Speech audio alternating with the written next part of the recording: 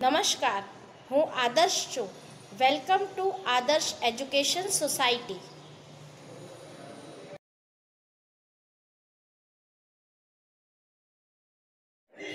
सुप्रभात बाल मित्रों, कैसे हो? मजे में ना? तो बाल मित्रों, आज हम लेखन विभाग के अंतर्गत, हिंदी में लेखन विभाग है, उसके अंतर्गत पत्र लेखन कैसे किया जाता है, पत्र कैसे लिखा जाता है, उसके बारे में जानकारी प्राप्त करेंगे। तो सबसे पहले पत्र क्या है? तो पत्र अपने विचारों को दूसरे व्यक्ति के सामने व्यक्त करना यानी अपनी बात को बताने का सबसे सस्ता सरल माध्यम है। हम पत्र के माध्यम से अपने विचारों को दूसरों तक पहुंचा सकते हैं। इसमें भाषा लिखित रूप होता है, भाषा का लिखित रूप, अर्थात हम लिखकर अपने पत्र को, अपनी बात को दूसरों तक पहुंचाते हैं। पत्र कौन सा अच्छा पत्र हम किसे कहेंगे? अच्छा पत्र हम उसमें कहेंगे जिसमें हम अपनी बात को बहुत ही ज़्यादा प्रभावशाली ढंग से प्रस्तुत कर सके। फिर उसके बाद पत्र की भाषा है वो बिल्कुल सीधी और सरल होनी चाहिए, अर्थात जो हम बात कहना चाहते हैं वह बात स्पष्ट तौर से हम किसी और को समझा सके। इसीलिए कभी भी पत्र की भाषा घुमावदार नहीं होनी चाहिए। फिर अब पत्र है तो पत्र कितने प्रकार कैसे लिखे जाते हैं? जैसे हम बधाई का पत्र लिख सकते हैं, फिर हम किसी प्रकार की कोई सूचना हमें देना है उसके लिए हम पत्र लिख सकते हैं। हमें किसी को कोई संदेश भेजना है तो हम उसमें पत्र लिख सकते हैं। कभी निमंत्रण के लिए, कभी दुख हो, शोक है, कभी किसी की कोई मृत्यु हो गई उसका समाचार है, हम पत्र के माध्यम से भेज सकते हैं। और यदि कोई खुशी का समाचार है वह भी हम पत्र के माध्यम से भेज सकते हैं। बच्चों, आजकल बहुत ही ज़्यादा टेक्नोलॉजी है, वो बहुत ही ज़्यादा विकसित हो गई है। आज हम व्हाट्सएप के द्वारा, ईमेल के द्वारा हम अपने संदेश को हम दूसरों तक पहुंचा सकते हैं। परंतु प्रगति, विकास कितना ही ज़्यादा विकास आगे कर ले, परंतु फिर भी पत्र की जो महत्ता है वो कम नहीं होगी।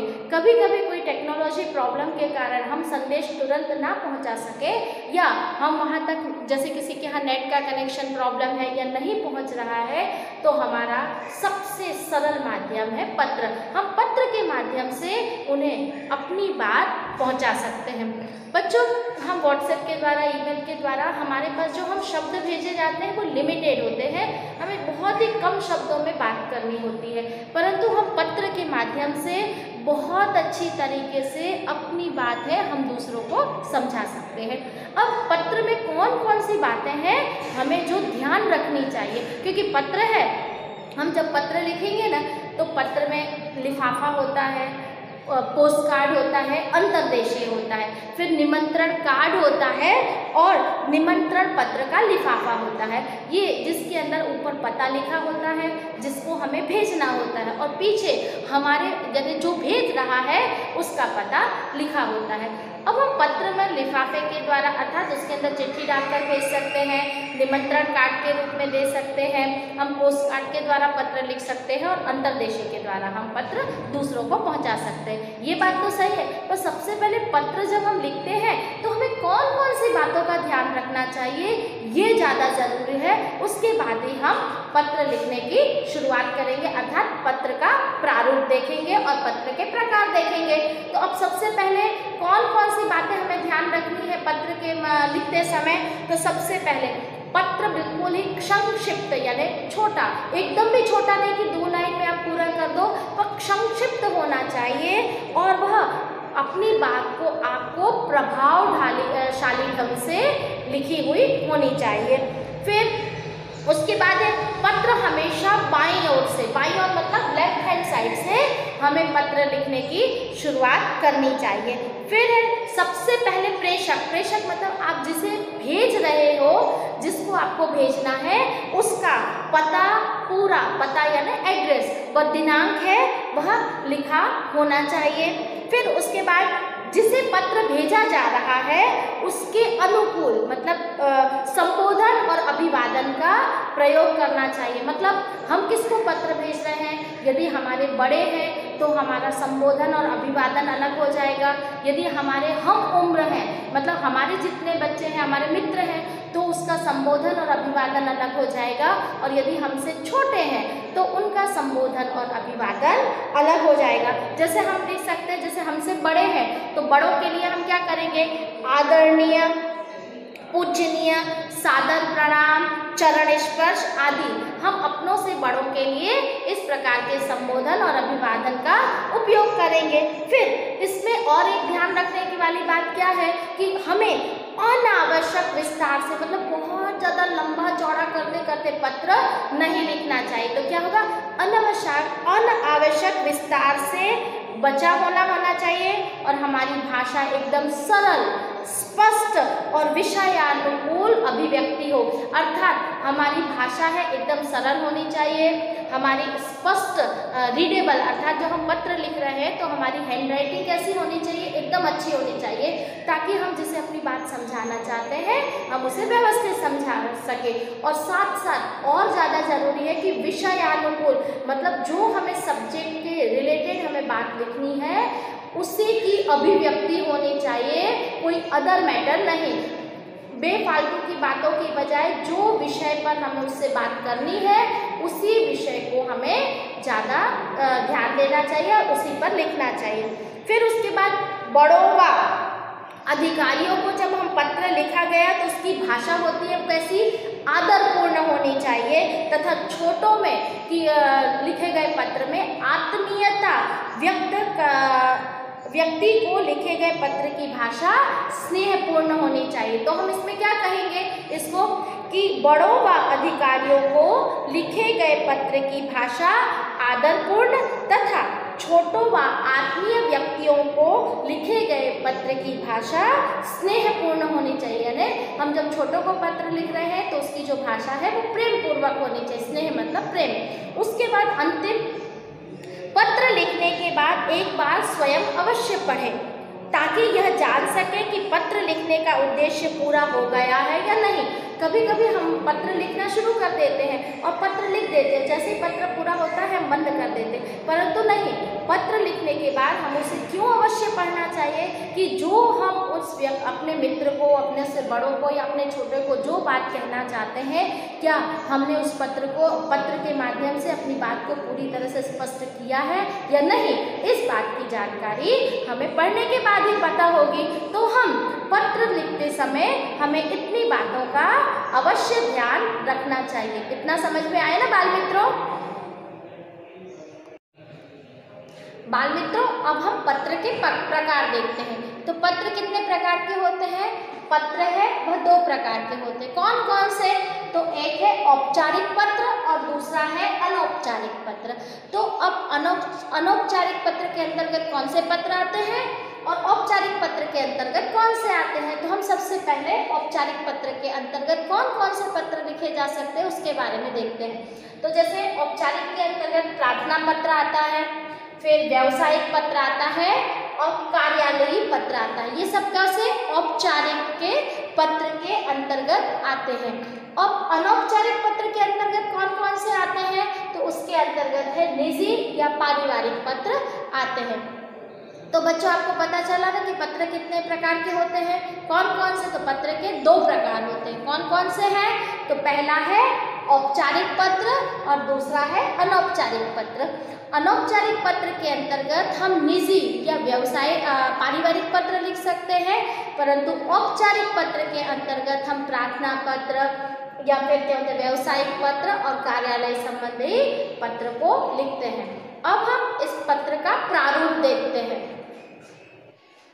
बाल मित्रों, अब हम औपचारिक पत्र का प्रारूप यानी ढांचा देखेंगे कि पत्र लिखते समय हमें क्या क्या करना है, कौन सी जगह क्या लिखना है, यानी इसका एक फॉर्मेट आप कह सकते हो, ढांचा, प्रारूप या फॉर्मेट। ओके, अब सबसे पहले प्रेषक यानी आप लिखना है, उसका पता लिखना है आपको यहाँ पर जिसको आप भेज रहे हो।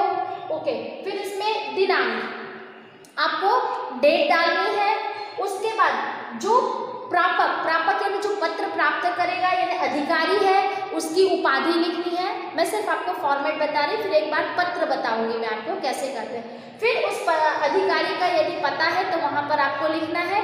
उसके बाद विषय है तो आपको एक सब्जेक्ट पर जो भी लेटर लिखना चाहते हो वो सब्जेक्ट है आपको यहाँ पर लिखना है। और उसके बाद है संबोधन करना है, जैसे महोदय महोदया को संबोधन कहलाता है। और उसके बाद है आपको सब्जेक्ट यानी आपका जो विषय वस्तु है वो चालू करनी है। कैसे सविनय निवेदन यह है कि से आप जो आपका जो विषय है उस पर आप पत्र लिख सकते हो। फिर पत्र लिखने के बाद उसमें आपको धन्यवाद करना है और अंत में भवदीय मतलब आप कौन हो उसके बाद में आप अपना नाम यहाँ पर लिख सकते हो। तो इतना आपको समझ में आया। अब जैसे मुझे यहाँ पर एक पत्र लिखना है, अब पत्र का मैं बता रही हूँ, एक विषय है कि खास करके सड़क बहुत ही ज़्यादा खराब है, तो उस संबंध में सड़क की दुर्दशा के संबंध में हमको शिकायती पत्र लिखना है। ओके, अब शिकायती पत्र लिखना है तो अब हम यहाँ पर क्या लिखेंगे, पता है। तो पता हमने क्या लिखा है, अब लिख देते हैं परीक्षा भवन। ओके, अब जैसे ये दिल्ली है, अगर दिल्ली में सड़कें बहुत ज़्यादा, राजधानी दिल्ली जो है हमारी, उसकी सड़कें बहुत ज़्यादा खराब है। अब वहाँ से दिल्ली से यदि एक व्यक्ति है वह पत्र लिख रहा है तो अब हमको क्या करेंगे, अब इसी के अंदर हम इसमें एड्रेस वगैरह लिख देते। अब जैसे मैं क्या कर लिख रही हूँ यहाँ पर, तो मैं लिखूँगी परीक्षा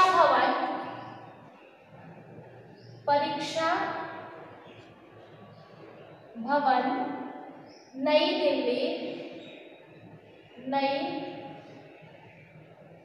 नई दिल्ली। ओके, यहाँ पर उसके बाद अब मैंने यहाँ पर क्या डाला, अब दिनांक डालनी है। अब दिनांक क्या लिखेंगे, तो हम आज की डेट डाल दें।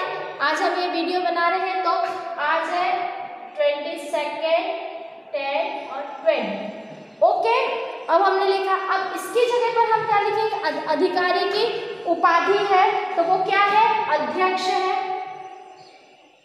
क्या है, वो अध्यक्ष है। तो अब यहाँ पर हम अध्यक्ष लिख देंगे उपाधि की जगह। फिर उसके बाद अब उनका जो एड्रेस है तो हम क्या लिखेंगे, दिल्ली नगर निगम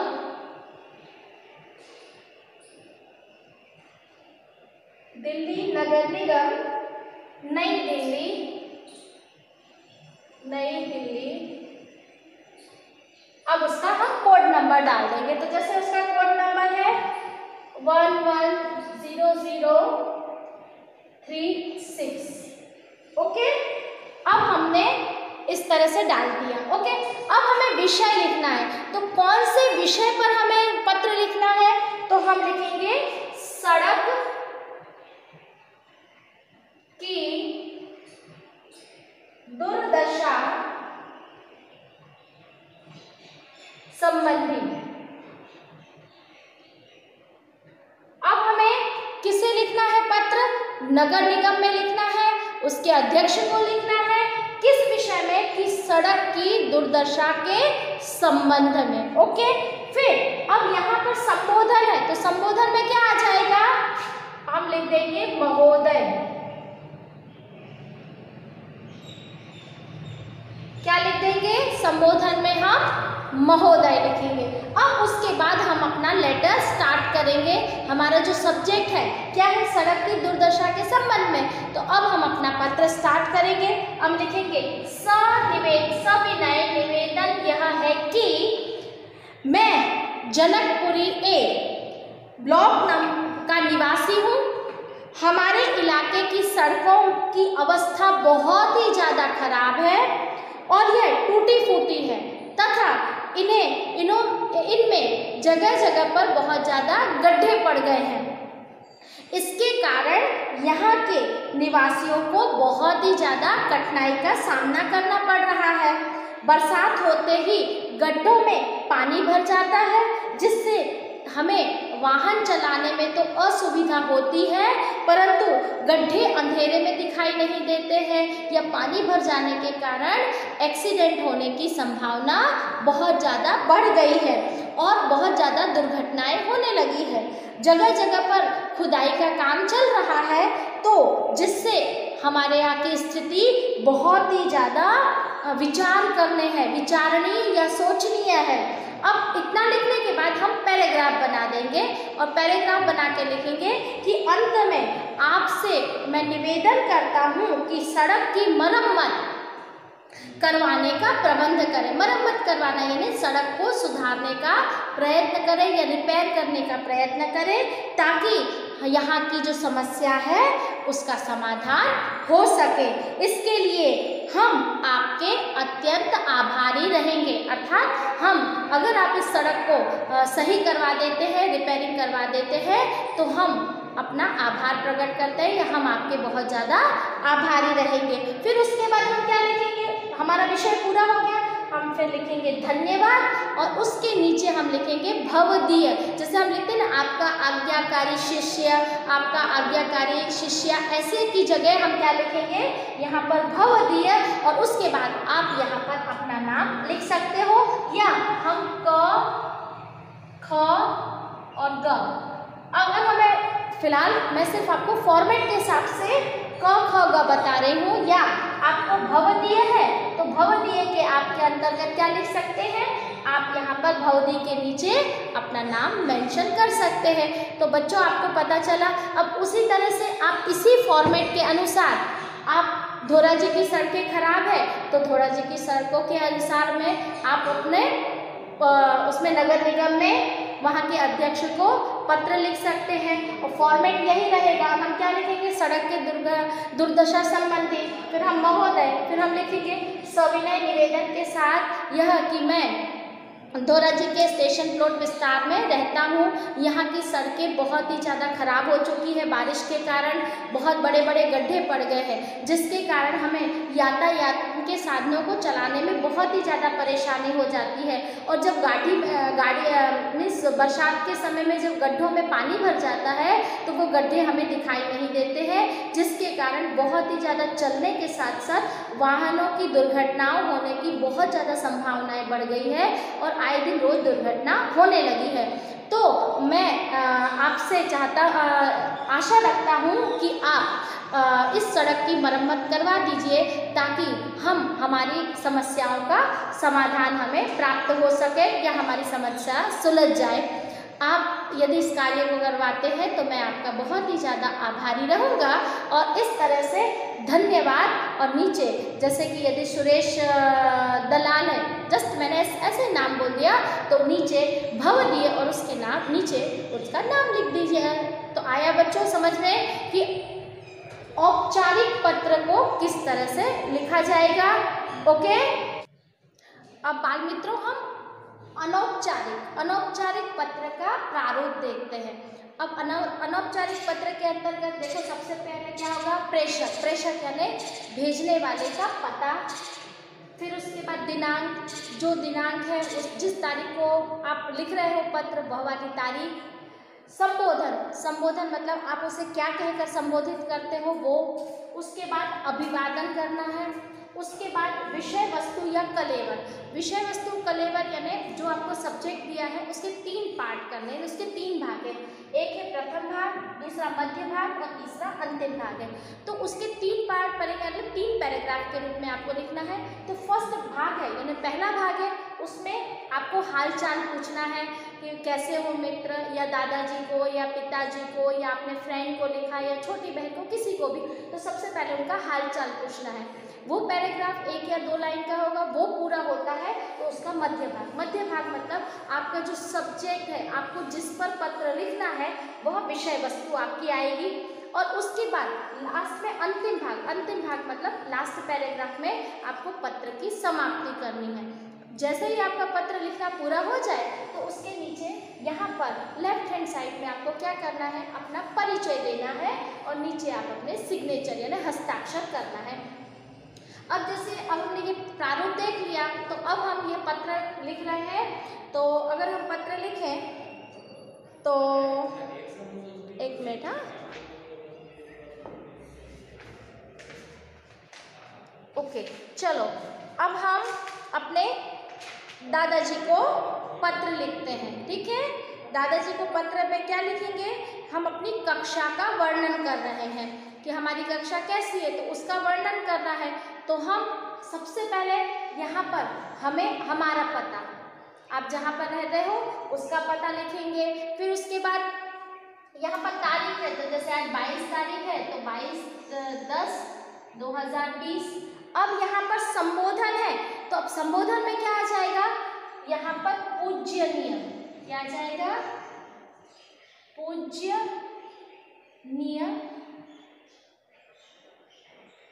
पूज्यनीय दादाजी, क्योंकि वो हमसे बड़े हैं, हमारे पूज्य हैं, तो हम क्या लिखेंगे, दादाजी। अब स्वाभाविक है कि अगर हम पत्र का अर्थ होता है आप रूबरू नहीं मिल पाते हो, तो हम पत्र के माध्यम से हम दूसरे के से मिलते हैं और अपनी बात कहते हैं। तो जैसे हम घर में करते हैं उसी तरीके यहाँ पर यदि दादाजी है तो वो हमारे पूजनीय है, तो हम उनका अभिवादन कैसे करेंगे, चरण स्पर्श के द्वारा। क्या करेंगे, चरण स्पर्श। ओके, चरण स्पर्श किया। अब उसके बाद हमारा विषय आया। अब हमें विषय में हमें 3 भाग करने हैं। तो पहले पैराग्राफ में हम क्या करेंगे, दादाजी से हम बात कर रहे हैं,